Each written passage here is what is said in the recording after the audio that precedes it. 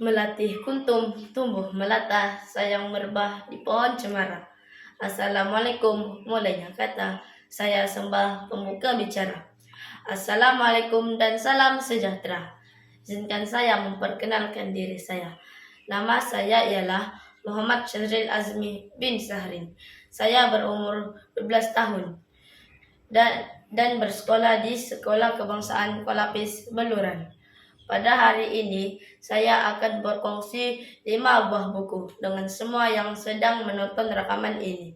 Tajuk buku saya yang pertama ialah Tun Perak Paduka Raja dan cerita-cerita lain.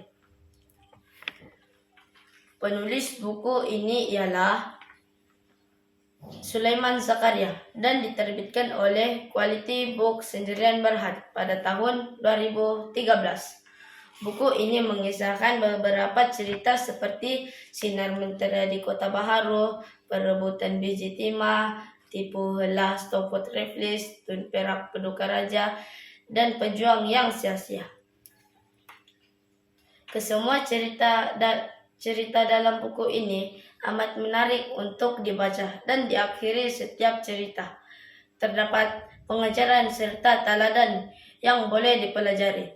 Nilai murni seperti kasih sayang dan keadilan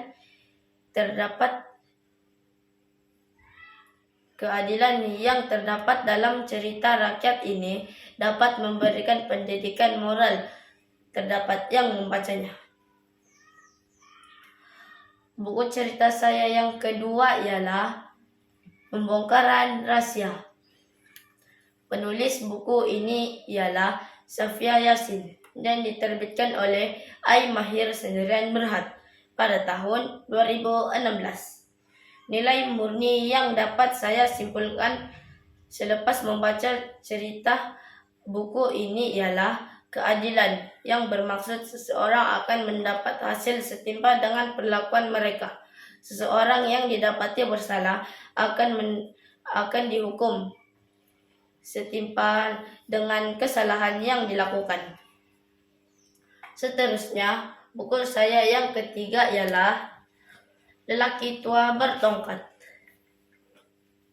Penulis buku ini ialah Safia Yasin dan diterbitkan oleh Ai Mahir Sendirian Berhad pada tahun 2016. Cerita ini mengisahkan kedua kawan baik yang telah dicolek dan diselamatkan oleh lelaki tua yang bertongkat.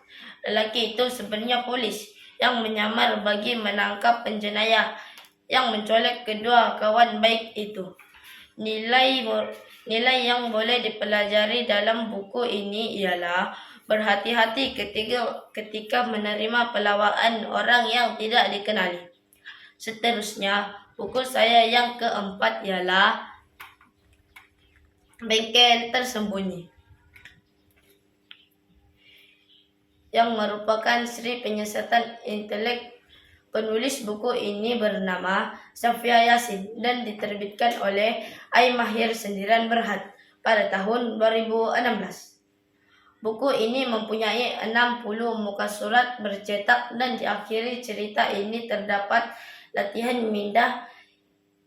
minda yang menguji kemahiran berpikir aras tinggi. Buku ini mengisahkan Farhan sebagai watak utama bersama rakan-rakannya melakukan aktiviti berbasikal di sekitar kampung Farhan sepanjang cuti sekolah. Terdapat banyak pengalaman yang mencabar sepanjang mereka bercuti di kampung Farhan, dan diantaranya ialah terdapat bengkel yang tidak mempunyai lesen bersembunyi di sebalik kampung Farhan. Maka bermulalah penyiasatan Farhan dan rakan-rakannya. Buku ini sesuai bagi mereka yang suka akan cerita penyiasatan. Seterusnya, buku saya yang kelima dan yang paling saya sukai ialah Misteri Sungai Sempadan. Penulis buku ini ialah Safia Yasin dan diterbitkan oleh Ai Mahir Sendirian Berhad pada tahun 2016. Buku saya pilih ini mempunyai cerita yang berunsur misteri dan penyiasatan. Setiap cerita yang diketengahkan mempunyai isu-isu jenayah yang semakin berleluasa dan yang boleh memberikan aktibar kepada para pembaca. Rahim sebagai watak utama merupakan murid serta anak yang rajin dan selalu menolong orang yang dalam kesusahan. Perjalanan cerita ini bermula ketika Rahim balik bercuti dan melihat kegiatan aneh di kampungnya. Dengan bantuan Faizul dan Hokseng, Rahim berjaya membongkar kegiatan dadah di kampung mereka. Nilai murni dalam cerita ini ialah nilai keberanian. Nilai ini merupakan sanggup menghadapi cabaran yang dengan yakin dan tabah.